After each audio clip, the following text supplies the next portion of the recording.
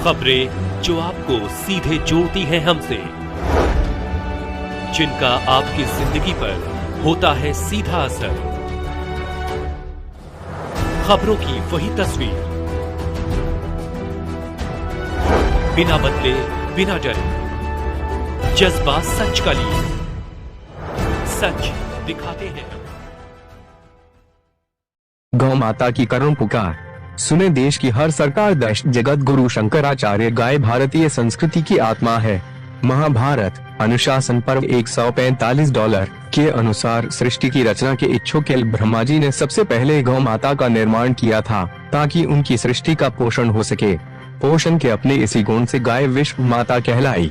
इसे वेदों और पुराणों में अहल्या अवज्ञा कहा गया, पर दुर्भाग्य से इस समय विश्व में सबको पालन पोषण करने वाली को काटने और खाने का चलन हो रहा है, जो कि भारतीय कृतज्ञ संस्कृति पर कलंक की तरह है।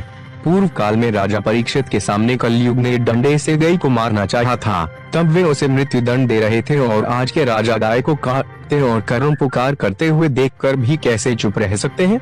गौ माता की इसी करुण पुकार को सरकार के सामने, सरकार के सुनाने और सरकार द्वारा गौ व्यथा को दूर कर उन्हें अभय और प्रतिष्ठा प्रदान करने के लिए राष्ट्रव्यापी गौ प्रतिष्ठा आंदोलन आरंभ हुआ है, जिसको देश के चारों पीठों के पूज्य शंकराचार्यों एवं अन्य विशिष्ट धर्माचार्यों के साथ साथ कुछ प्रदेशों की विधानसभाओं का भी सहयोग मिल रहा है। गौ प्रतिष्ठा आंदोलन के अंतर्गत आज दिनांक 12 दिसंबर 2023 को श्री काशी वाराणसी से भारत के सभी प्रदेशों के लिए गौदूतों की नियुक्ति की जा रही है। ये गौदूत संपूर्ण उन प्रदेशों के गौ भक्तों से मिलकर आंदोलन को गति प्रदान करेंगे।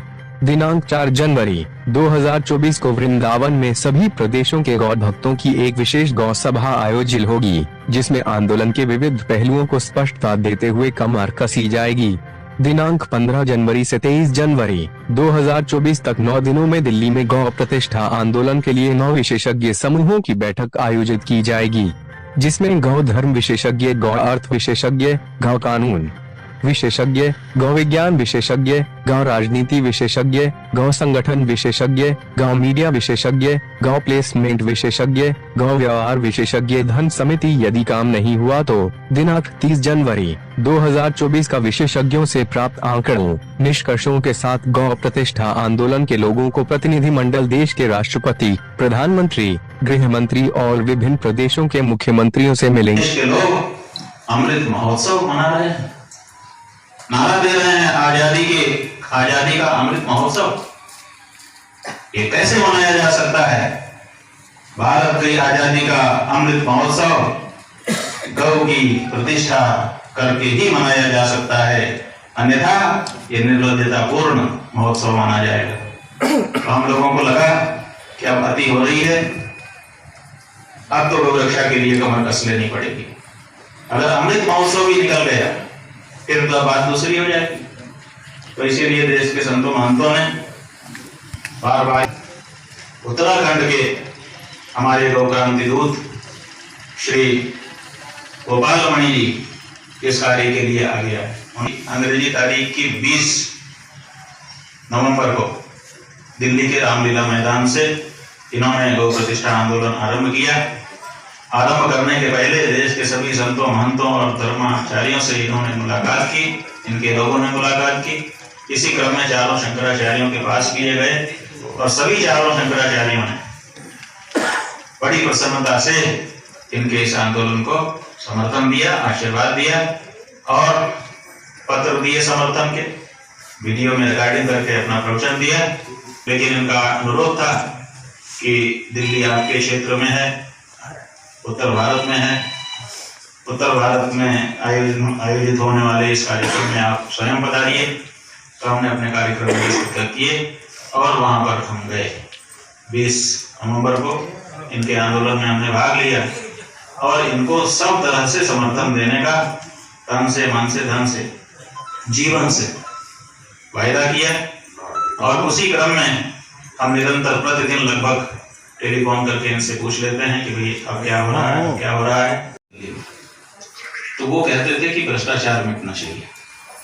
फिर उनसे बात करने के लिए जब राजनीतिक दलों के लोग गए, सत्ता या विपक्ष वाले, तो वो कहते थे हमको जनता वोट दे के चुनी है, आप कौन होते हो, आप कौन होते थे। तो हर चीज को राजनीतिक चश्मे से देखने की आदत अपने देश में पड़ती चली जा रही है। तो गाय के मामले को भी राजनीतिक चश्मे से देखा जाएगा। तो हम ये चाहते हैं कि गाय का भी वोट तय हो।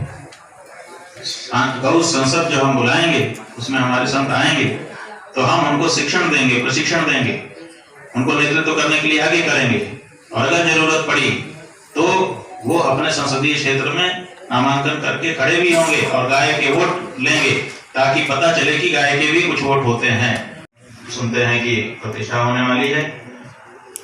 अशोक सिंघल जो इस आंदोलन के नायक थे, उनका भाषण हमने सुना है किन्हीं लोगों के माध्यम से।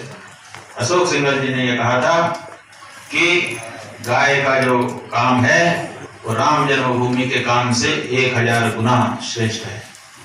सब इस बात को मानते हैं कि गाय नहीं काटी जानी चाहिए, गाय का अपमान नहीं होना चाहिए, लेकिन बंधु ये हो रहा है और ये हम करोड़ों सनातन धर्मियों के लिए बहुत बड़ा कलंक है।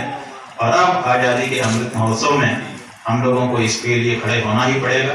काम छोड़ना पड़ा तो सब काम छोड़ना ही पड़ेगा और गौ माता को राष्ट्र माता की प्रतिष्ठा दिलानी पड़ेगी। जो हमारे वेद में कहा है कि गाय विश्व माता है, तो हमको विश्व माता की, क्या आप अपने देश की माता इनको कहिए तो कहेंगे आपके देश, जिस देश से आप आए हो क्या उस देश ने कह दिया?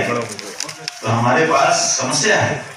हम गौ को विश्व माता कहना चाहते हैं। राष्ट्र माता तो छोटा, तो उसके लिए शब्द है, लेकिन विश्व माता कहने के लिए पहले राष्ट्र माता कहेंगे तभी हमको कहने का हक मिलेगा। नहीं श्री वैष्णव विरक्त संत समाज काशी वाराणसी के हम कोतवाल मोहनदास जी। आज केदार ये आज की प्रेस वार्ता गाय के रक्षा के लिए बुला, गाय के रक्षा के लिए स्वामी शंकराचार्य जी महाराज केदार घाट पर जो कॉन्फ्रेंस कर रहे हैं उसके विषय में गौ माता को राष्ट्रीय गौ माता की उपाधि मिलनी चाहिए और हर सनातन धर्मी, हर भारत में रहने वाले सभी लोग से मेरा यह अनुरोध है कि गौ माता की जहाँ तक हो सके सभी लोग तन मन धन से रक्षा और सुरक्षा करें। उनका किसी भी प्रकार से कोई क्षति नहीं होना चाहिए। चारों दिशाओं से संत महात्मा जुटे हुए हैं आज के प्रेस वार्ता में जी, उनकी क्या राय है? उन सबका ये राय है कि गौ माता को राष्ट्रीय गौ माता के नाम से घोषित किया जाए और उनको किसी भी प्रकार से उनको क्षति न हो, उनका किसी प्रकार से हनन न हो, किसी भी प्रदेश में हो, पूरे भारत में हो। सर्वप्रथम यही मांग।